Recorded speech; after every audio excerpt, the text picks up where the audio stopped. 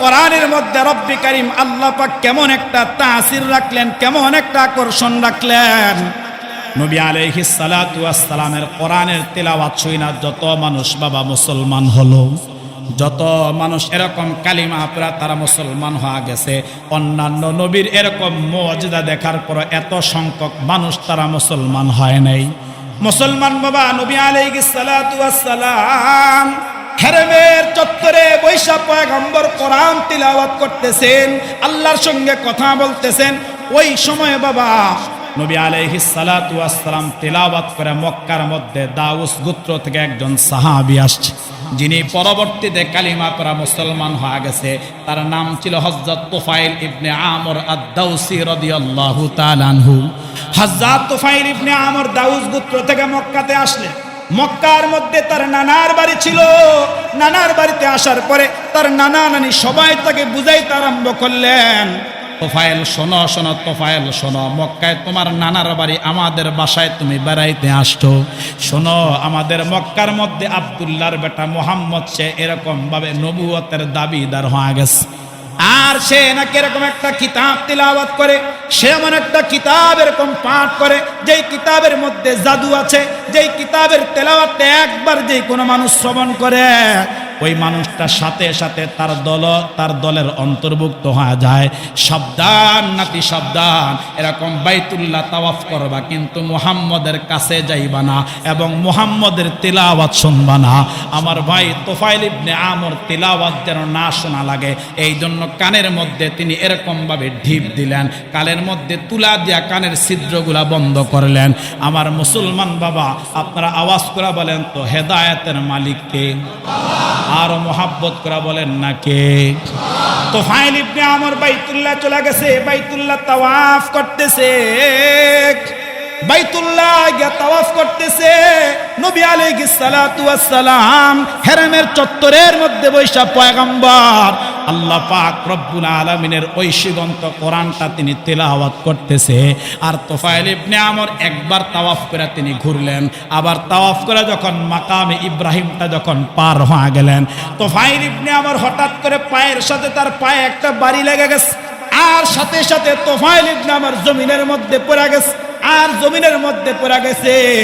এবার তার এক কানের থেকে তুলা দিয়া যে এরকম ছিদ্র বন্ধ করেছিল যেন মুহাম্মাদুর রাসূলুল্লাহর তিলাওয়াত শোনা না লাগে, এরকম বাবা এক কানের ঢিপটা সাথে সাথে পড়ে গেছে। নবী আলাইহিস সালাতু ওয়াস সালামের অল্প তেলাওয়াত তুফাইল ইবনে আমরের কান দিয়া ঢুকছে।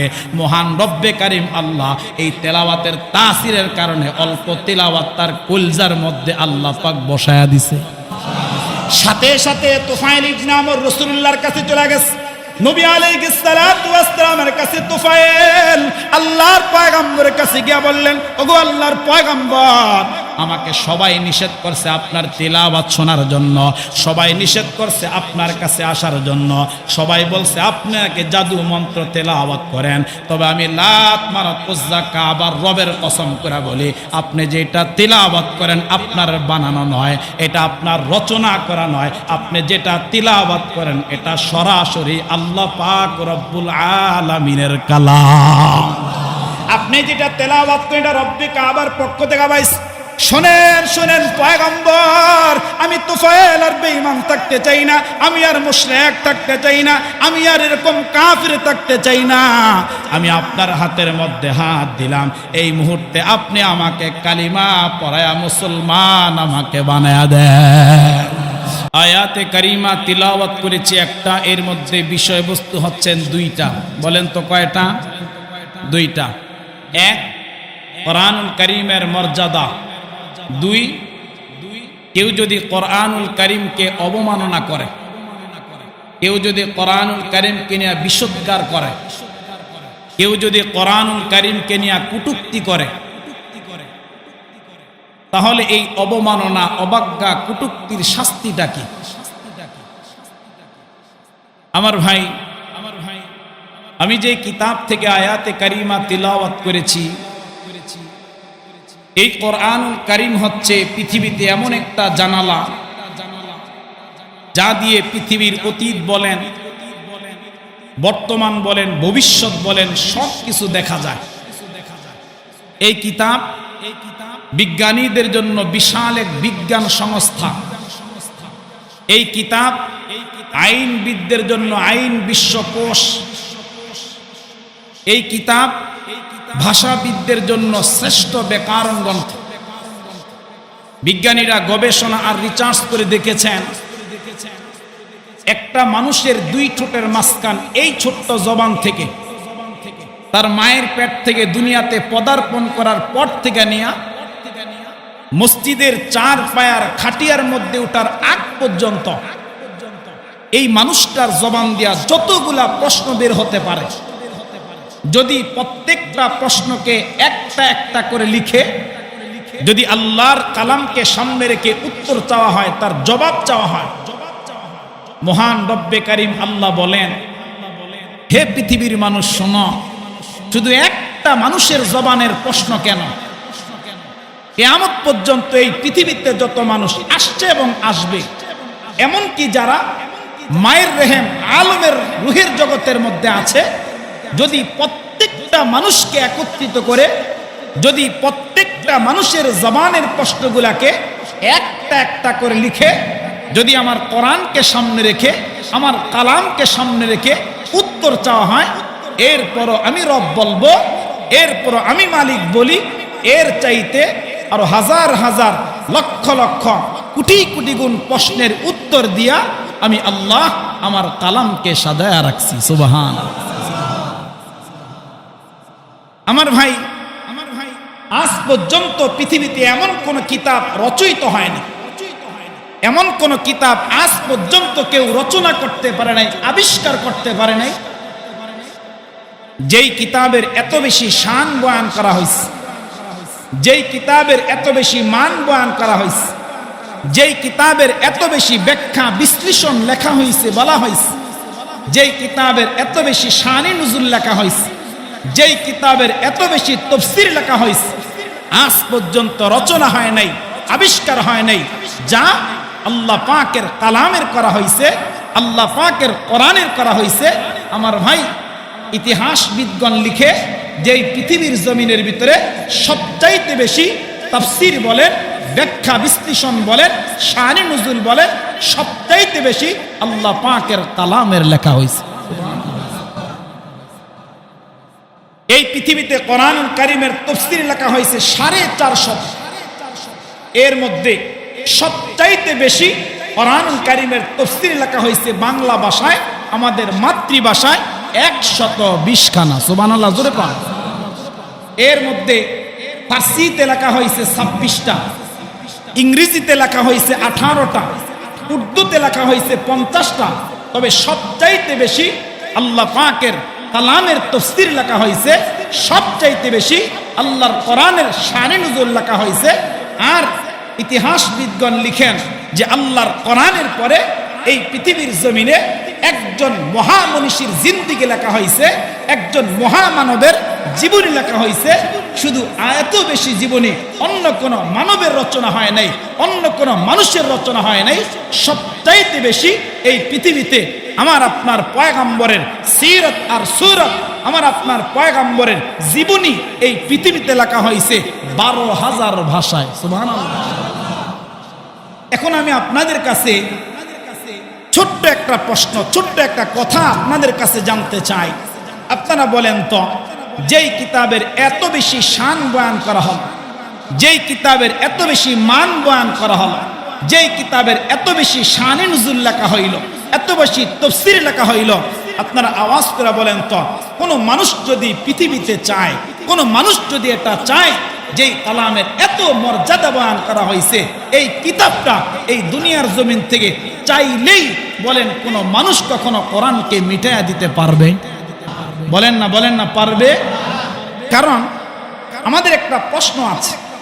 তাফসীরের কিতাবের মধ্যে লেখছে আল্লাহ পাক রব্বুল আলামিন বড় বড় কিতাব নাজিল করেছেন 4টা। কয়টা? 4টা। আরো সহিফা আছে 100। তবে আল্লাহ তাআলা তাওরাত যখন নাজিল করলেন, তাওরাত কিতাব নাজিল করার ধরনটা ছিল একরকম। আল্লাহ যখন জবুর নাজিল করলেন, ধরন ছিল একরকম। আল্লাহ যখন ইনজিল নাজিল করলেন, ধরন ছিলেন একরকম। কিন্তু কোরআনুল কারীম সম্পর্কে তাফসীর এবং ইতিহাসবিদগণ লিখেন এটার নাজিল করার ধরন ছিল আরেক রকম। আল্লাহ তাআলা পয়গম্বর মুসা আলাইহিস সালাতু ওয়াস সালামকে যখন তাওরাত দিবেন, মুসা আলাইহিস সালাতু ওয়াস সালামকে তুর পাহাড়ের টিলার মধ্যে নিলেন। আল্লাহ বলেন পয়গম্বর কিতাব দিব। পুরা কিতাবকে বাইন্ডিং করে বই আকারে, কিতাব আকারে আল্লাহ তাআলা পয়গম্বর মুসা আলাইহিস সালাতু ওয়াস সালামকে তুর পাহাড়ের টিলার মধ্যে নিয়ে আল্লাহ পাক কিতাব দিলেন। আর বললেন পয়গম্বর নেন, কিতাব দিয়া দিলাম তাওরাত, এটার নাম, মাথায় নিয়ে চলে যান, এই কিতাবটা জাতির কাছে যান, আর জাতির কাছে গিয়া কিতাব পড়া পড়া এরপর আপনার জাতিকে আপনি বুঝাইতে থাকেন। সুবহানাল্লাহ। নাজিল ধরন একরকম, জবুর একই অবস্থা, ইনজিল একই অবস্থা, কিন্তু কোরআনুল কারীমটা আল্লাহ একসাথে পূর্ণাঙ্গভাবে একসাথে মহান রব্বে কারীম আল্লাহ নবী আলাইহিস সালাতু ওয়াস সালামকে দেয় নাই। প্রয়োজন মুআফিক আল্লাহ তাআলা আয়াতে কারিমা টু আয়াতে কারিমা, আল্লাহ পাক সূরা টু সূরা, আল্লাহ পাক রুকু টু রুকু মহান রব্বে কারীম আল্লাহ তার পয়গম্বর আলাইহিস সালাতু ওয়াস সালামের উপরে গোটা 23 বছরের জিন্দেগিতে মহান রব্বে কারীম আল্লাহ তার হাবিবের উপরে আল্লাহ এই বরকতপূর্ণ কিতাবটা আল্লাহ পাক নাজিল করেছে। সুবহান। এখন আপনারা বলবেন যে হুজুর তাওরাত এটাও তো আল্লাহর কিতাব, জবুর এটাও তো আল্লাহর কিতাব, ইনজিল এটাও তো আল্লাহর কিতাব, সহিফা এটাও তো আল্লাহর কিতাব, তাহলে যদি তাওরাত বিকৃত হয়ে যায়, সহিফা বিকৃত হয়ে যায়, ইনজিল বিকৃত হয়ে যায়, জবুর বিকৃত হয়ে যায়, তাহলে কোরআন কেন বিকৃত হবে? তাফসীর কারকগণ তাফসীরের কিতাবের মধ্যে লেখছে তাওরাত যখন আল্লাহ পাক নাজিল করলেন, আল্লাহ জানায়া দিছে তাওরাত এটা কিতাবুল্লাহ, এটা আমি আল্লাহর কিতাব। জবুর এটা কিতাবুল্লাহ, এটা আমি আল্লাহ পাকের কিতাব। ইনজিল এটা কিতাবুল্লাহ, এটা আমি আল্লাহ পাকের কিতাব। আর কালাম যখন নাজিল করলেন, কোরআন যখন নাজিল করলেন, মহান রব্বে কারীম আল্লাহ বলেন হে পৃথিবীর মানুষ শোনো, এটা কিতাবুল্লাহ। তবে কোরআনের একটা গুণ আছে, কোরআনের একটা গুণ আছে, শোনো, যদি কেউ তাওরাত তিলাওয়াত করে তার পড়া হবে, কেউ যদি ইনজিল তিলাওয়াত করে তার পড়া হবে, কেউ যদি জবুর তিলাওয়াত করে তার পড়া হবে, আর কেউ যদি আমি রব, আমি আল্লাহর এই কিতাব কোরআনকে তিলাওয়াত করে, তাহলে সে তিলাওয়াত করলো আর স্বয়ং যেন সে আমি আল্লাহ, সে যেন আমি আরশের মালিক আল্লাহর সাথে সরাসরি কথা বলল। সুবহানাল্লাহ। রে মুসলমান বাবা, যুবক ভাই, খুব ভালো করে কথাগুলা কলজা দিয়া বুঝবেন। তাওরাত কিতাবটা নাজিল করে আল্লাহ পাক জানায় দিলেন এটা কিতাবুল্লাহ, পড়বা শুধু পড়া হয়ে যাবে। আবার ইনজিলটা নাজিল করে আল্লাহ পাক বললেন এটা কিতাবুল্লাহ, পড়লেই তোমাদের পড়া হয়ে যাবে। মুসলমান বাবা, জবুর এটা পড়লেই পড়া হয়ে যাবে, কিন্তু কোরআনুল কারীমটা যখন আল্লাহ পাক নাজিল করলেন, মহান রব্বে কারীম আল্লাহ তামাম পৃথিবীর সমস্ত মানুষগুলাকে আল্লাহ পাক জানায়া দিলেন গোলাম শোনো, এটা আমি আল্লাহ পাকের কালামুল্লাহ, অর্থাৎ কোরআনটা হচ্ছে আমি আল্লাহ পাকের কথা, এটা আমি আল্লাহ পাকের কালাম। তাওরাতটা নাজিল করে আল্লাহ পাক আয়াতে কারিমা দিয়া জানায়া দেয় নাই, জবুরটা নাজিল করে আল্লাহ পাক আয়াতে কারিমা দিয়া জানায় নাই, ইনজিলটা নাজিল করে আল্লাহ আয়াতে কারিমা দিয়া জানায় নাই। এরে মুসলমান বাবা, মহান রব্বে কারীম আল্লাহ পাক তার কালামের মধ্যে আমি যেই আয়াতে কারিমাটা আপনাদের সামনে তিলাওয়াত করলাম, আসমানের রব আল্লাহ তাআলা জানায়া দিলেন ইন্না নাহনু নাযালনা যিকরা ওয়া ইন্না লাহু লাহাফিজুন। মহান রব্বে কারীম আল্লাহ পাক জানায়া দিলেন এরে পৃথিবীর মানুষ শোনো শোনো, আমি রব্বে কারীম আমি আল্লাহ এই কিতাবটাকে নাজিল করলাম, এই কিতাবটাকে অবতীর্ণ করলাম, এবং কিয়ামত পর্যন্ত আমি রব্বে কারীম আমি আল্লাহ এই কিতাবটা হেফাজতের এবং এই কিতাবটা দুনিয়ার জমিনের ভিতরে রক্ষা করার দায়িত্ব আমি আল্লাহ পাক আমার হাতের মধ্যে নিয়ে নিলাম। কোন কিতাবের ব্যাপারে আল্লাহ এই কথা বলে নাই, কোরআনের ব্যাপারে যেটা বলছে মহান রব্বে কারীম আল্লাহ এই কালামের ব্যাপারে এটা বলেছে নাহনু নাযালনা যিকরা ওয়া ইন্না লাহু লাহাফিজুন, এটা আমি রব নাজিল করেছি, এটা আমি আল্লাহ পাক অবতীর্ণ করেছি। কিয়ামত পর্যন্ত এই কোরআন হেফাজত আর সংরক্ষণের দায়িত্ব আমি আল্লাহ আমার হাতের মধ্যে রেখে দিয়েছি। সুবহানাল্লাহ। আমার ভাই, কোরআন এটা জীবন্ত এক মুজিজা। অন্য কোনো কিতাব এরকম ছিল না। কোরআন যেটা জীবন্ত মুআজিজা। কেমন? মহান রব্বে কারীম আল্লাহ এই পৃথিবীতে হযরত আদম আলাইহিস সালাতু ওয়াস সালাম থেকে নিয়ে আল্লাহ পাক যত নবী আলাইহিস সালাতু ওয়াস সালাম প্রেরণ করেছেন, সমস্ত নবী আলাইহিস সালাতু ওয়াস সালামদের ভিতরে মহান রব্বে কারীম আল্লাহ এরকম নবীদের চাহিদা মোতাবেক মহান রব্বে কারীম আল্লাহ কিছু মুআজিজা তাদেরকে দান করেছে। আর ওই মুআজিজা ওই জমানার ওই নবীর উম্মতেরা দেখে, ওই জমানার ওই কওমের লোকেরা দেখে, নবীর মুআজিজা দেখে তারা কালিমা পড়া মুসলমান হয়ে গেছে। সুবহানাল্লাহ। যেমন পয়গম্বর ঈসা আলাইহিস সালাম, যাকে রূহুল্লাহ বলা হয়, হযরত ঈসা আলাইহিস সালাতু ওয়াস সালামকে আল্লাহ একটা মুআজিজা দিয়েছিলেন ওনাকে, যে উনি যদি কোনো জন্মান্ধ মানুষ, যে জন্ম থেকেই অন্ধ, যে চোখে দেখতে পারে না, অন্ধ, এরকম জন্মান্ধ মানুষের কাছে পয়গম্বর ঈসা রূহুল্লাহ আলাইহিস সালাম গিয়া যদি তার হস্ত, তার হাত দিয়া চোখের মধ্যে হাত বুলাইতেন, তাফসীর প্রমাণ করে যে হাত বুলানোর সাথে সাথেই পয়গম্বরের মুআজিজা অনুযায়ী সাথে সাথে ওই জন্মান্ধ লোকটাকে আল্লাহ পাক রব্বুল আলামিন দৃষ্টি শক্তি তাকে দান করতেন। সুবহানাল্লাহ। তিনি ভালো হয় যে চোখে দেখতেন। হযরত ঈসা আলাইহিস সালাতু ওয়াস সালামকে আল্লামা জালালউদ্দিন সৈয়দ রাহমাতুল্লাহ আলাইহি নূরুস সুদূর ফি আহওয়ালিল কুবুর এই কিতাবের মধ্যে লেখছে, জালালউদ্দিন সৈয়দী লিখেন যে ঈসা আলাইহিস সালাতু ওয়াস সালামকে আল্লাহ আরেকটা মুআজিজা দিয়েছিলেন। কি বলে? ঈসা আলাইহিস সালাতু ওয়াস সালাম যদি কোনো গোরস্থানের ভিতরে যাইতেন, গোরস্থানের ভিতরে যাওয়ার পরে যত এরকম পুরান কবর হোক, কয়েক শত বছর আগে কবর দিছে এরকম কবর হোক, আপনারা দেখবেন যে আমাদের সমাজে, আমাদের দেশে এরকম অনেক গোরস্থান আমি নিজের চোখে দেখছি, যে গোরস্থানের ভিতরে গেলে এরকম অনেক কবর আছে, দেখলে এরকম দিলের মধ্যে মায়া হয়। এই কবরের দিকে তাকাইলে মনে হয় এই কবরের কোনো আহলে আওয়াল, এই কবরের কোনো ওয়ারিশ ওয়ালি পৃথিবীতে নাই। কবর ভাঙা গেছে, মাটি নিচে চলে গেছে, কবরের বাস দেখা যায়, অনেক সময় মানুষও দেখা যায়। এরকম কবর আছে না নাই? কথা কয় না, আছে না নাই? ঈসা আলাইহিস সালাতু ওয়াস সালামের মুআজিজা ছিল, তিনি কোনো পুরান কবরের পাশে দাঁড়ায়া তিনি যদি বলতেন কুম বিইজনিল্লাহ, আল্লাহর হুকুম দাঁড়াও, এই কথা বললে কবরের মৃত মাইয়াতটা জিন্দা হয়া সাথে সাথে পয়গম্বর ঈসা রূহুল্লাহর সামনে দাঁড়ায়া যাইতে একটা সেকেন্ডও মৃত মাইয়াত দেরি করতো না। সুবহানাল্লাহ। এটা ওনার মুআজিজা ছিল। পয়গম্বর মূসা আলাইহিস সালাতু ওয়াস সালামকে আল্লাহ দুইটা মুআজিজা দিয়েছিলেন। একটা ছিল লাঠি, ওয়ালাহি আসাই আতাওয়াক্কাউ আলাইহা ওয়া আহুশু বিহা আলা গানাম। মূসা আলাইহিস সালাতু ওয়াস সালামকে আল্লাহ একটা লাঠি দিয়েছিলেন। লাঠি যদি দুশমনদের সামনে ছাড়তেন, লাঠি সাথে সাথে সাপ হয়ে যাইতেন, আবার ধরলে সাথে সাথে আল্লাহ পাক রব্বুল আলামিন তার লাঠি হিসাবে আল্লাহ পাক রূপান্তরিত করতেন। সুবহানাল্লাহ। আরে মুসলমান বাবা, খুব ভালো করে কথাগুলো কলজা দিয়া বুঝেন। এ বাবা, পয়গম্বর ঈসাকে আল্লাহ পাক মুআজিজা দান করলেন, পয়গম্বর মূসা আলাইহিস সালাতু ওয়াস সালামকে আল্লাহ পাক মুআজিজা দান করলেন, পয়গম্বর সালেহ আলাইহিস সালাতু ওয়াস সালামকে আল্লাহ পাক দান করলেন। বাবা তাফসীরের কিতাবের মধ্যে লেখছে সালেহ আলাইহিস সালাতু ওয়াস সালাম এরকম ভাবে পাথরের ভিতর থেকে তার জাত থেকে বাবা এরকম জিন্দা উট বাহির করে তিনি দেখাইছে। সুবহানাল্লাহ। কোন পয়গম্বর ইউসুফ আলাইহিস সালাতু ওয়াস সালামকে জান্নাতি জামা নামের মুআজিজা দিয়েছিলেন, যেটা পয়গম্বর ইয়াকুবের চোখের মধ্যে বুলাইছে। 12 বছরের অন্ধত্ব আল্লাহ পাক দূর করে দিলেন, পয়গম্বর ইব্রাহিমকে দান করলেন। পয়গম্বর ইব্রাহিম আলাইহিস সালাতু ওয়াস সালাম আগুনের মধ্যে বাবা তিনি এরকম জীবন্ত হিসাবে আগুনের মধ্যে ছিলেন। মহান রব্বে কারীম আল্লাহ পয়গম্বর দাউদকে দান করলেন।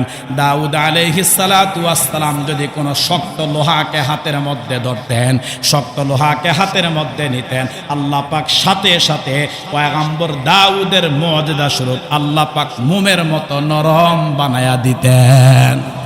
এই জন্য আল্লামা শেখ ফরিদুদ্দীন আত্তার রহমতুল্লাহ আলাইহি বলেন, দরকাফে দাউদে আহিন মুমে কর বলে দাউদ পয়গম্বর লোহাকে ধরছে, শক্ত কোনো বস্তুকে ধরছে, মহান রব্বে কারিম আল্লাহ সাথে সাথে তা মোমে রূপান্তরিত করে দিছে।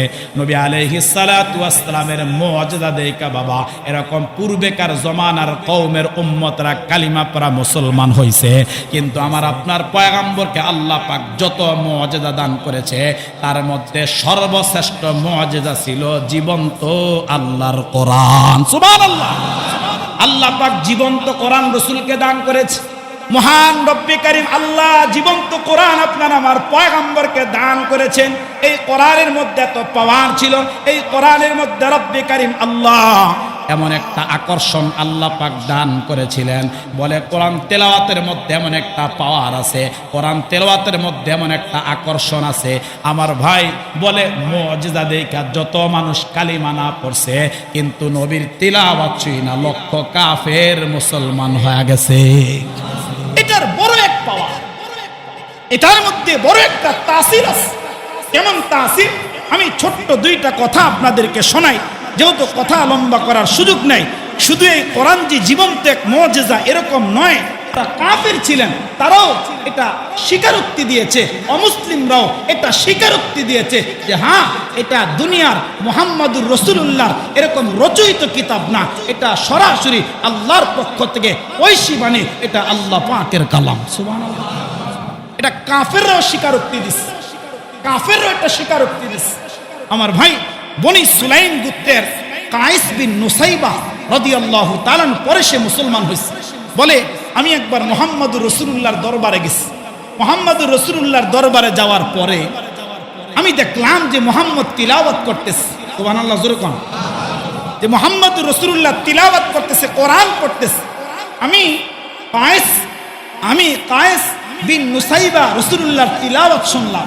তিলাওয়াত শোনার পরে নবীজির কাছে গিয়া ডাক দিয়ে বললেন, আমি রোম পারস্যের অনেক কবির কবিতা শুনেছি, আমি এরকম অনেক জাদুকরদের বক্তব্য শুনেছি, আমি অনেক কবির কাব্য কবিতা রচনা করতে দেখেছি, শ্রবণ করেছি।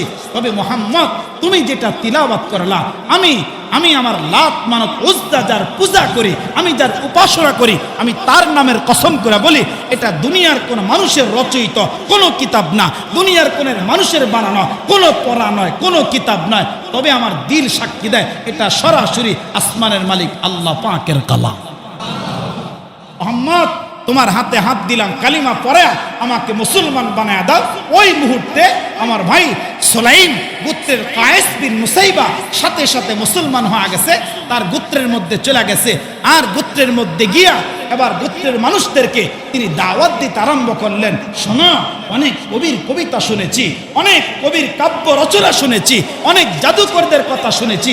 তবে শোনো, যে মুহাম্মদের বিরোধিতা করা, যে নবী দাবি করছে তার বিরোধিতা করা, তিনি যেই কালাম তিলাওয়াত করে আমি কসম করে বলতে পারি এটা মুহাম্মদুর রাসূলুল্লাহর বানানো কিতাব নয়। চলো না তোমরা আমার দাওয়াত গ্রহণ করো, তোমরা মুহাম্মদকে নবী বলে মানো। আমার ভাই কিতাবের মধ্যে লেখছে মক্কা বিজয়ের সময় কায়েস গোত্রের এরকম 1000 মানুষ তার সঙ্গে গিয়া নবীর হাতে হাত রেখা কালিমা পড়া তারা সঙ্গে সঙ্গে মুসলমান হয়ে গেছে। আরে মুসলমান বাবা, ছোট্ট আর একটা কথা আমি আপনাদেরকে শোনাই। এ বাবা, কোরআনের মধ্যে রব্বে কারিম আল্লাহ পাক কেমন একটা তাসির রাখলেন, কেমন একটা আকর্ষণ রাখলেন। নবী আলাইহিস সালাতু ওয়াস সালামের কোরআনের তিলাওয়াত শুইনা যত মানুষ বাবা মুসলমান হলো, যত মানুষ এরকম কালিমা পড়া তারা মুসলমান হয়ে গেছে। অন্যান্য নবীর এরকম মুআজিজা দেখার পর এত সংখ্যক মানুষ তারা মুসলমান হয় নাই। মুসলমান বাবা নবী আলাইহিস সালাতু ওয়াস সালাম হেরেমের চত্বরে বৈশা পয়গম্বর কোরআন তিলাওয়াত করতেছেন, আল্লাহর সঙ্গে কথা বলতেছেন। ওই সময় বাবা নবী আলাইহিস সালাতু ওয়াস সালাম তিলাওয়াত করে মক্কার মধ্যে দাউস গোত্র থেকে একজন সাহাবী আসছে, যিনি পরবর্তীতে কালিমা পড়া মুসলমান হয়ে গেছে।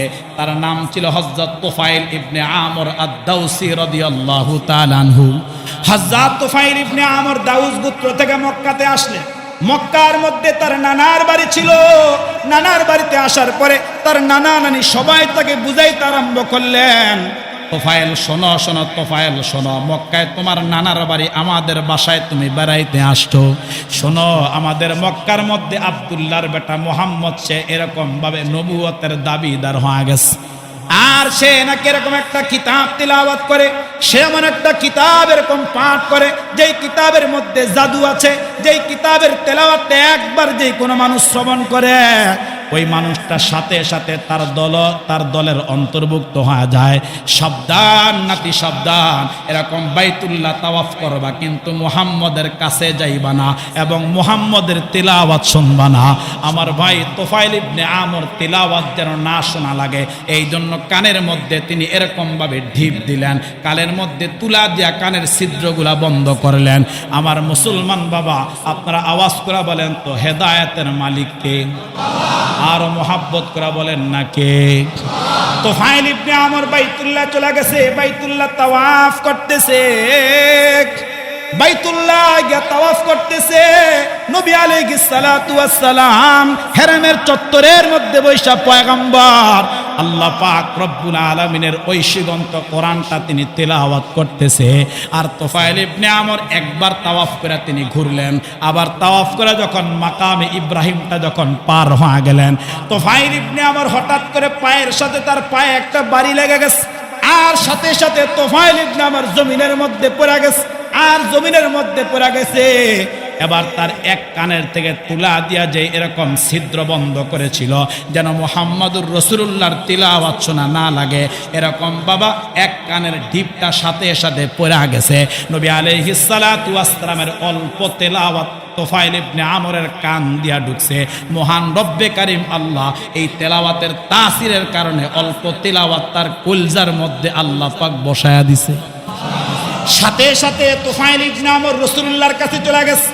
নবী আলাইহিস সালাতু ওয়াস সালামের কাছে তোফায়েল আল্লাহর পয়গম্বরের কাছে গিয়া বললেন, ওগো আল্লাহর পয়গম্বর, আমাকে সবাই নিষেধ করছে আপনার তিলাওয়াত শোনার জন্য, সবাই নিষেধ করছে আপনার কাছে আসার জন্য, সবাই বলছে আপনি নাকি জাদু মন্ত্র তেলাওয়াত করেন। তবে আমি লাত মানাত উজ্জা কাবার রবের কসম করে বলি, আপনি যেটা তিলাওয়াত করেন আপনার বানানো নয়, এটা আপনার রচনা করা নয়, আপনি যেটা তিলাওয়াত করেন এটা সরাসরি আল্লাহ পাক রব্বুল আলামিনের কালাম। আপনি যেটা তেলাওয়াত করেন এটা রব্বে কাবার পক্ষ থেকে পাইছে।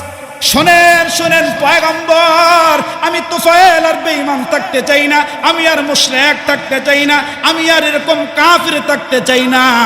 আমি আপনার হাতের মধ্যে হাত দিলাম, এই মুহূর্তে আপনি আমাকে কালিমা পড়ায়া মুসলমান আমাকে বানায়া দেন। তাহলে মুসলমান একটা কথা জানতে যায়, যে কিতাবের এত বেশি শান, যে কিতাবের এত বেশি মান, যে কিতাবের এত বেশি বর্ণনা, এত বেশি শান নুজুল, এত বেশি ব্যাখ্যা বিশ্লেষণ, এত বেশি তাফসীর লেখা হয়ে গেছে, এখন আপনারা আওয়াজ করে বলেন তো বাবা, এই কিতাবের সাথে যদি কোনো মানুষ দুশ্মনী করে, এই কিতাবকে কেউ যদি দুনিয়ার থেকে নিবায়া দিতে চায়, আপনারা আওয়াজ করে বলেন তো মুমিনের আওয়াজে, এটা তামাম দুনিয়ার কোনো মানুষের পক্ষে সম্ভব?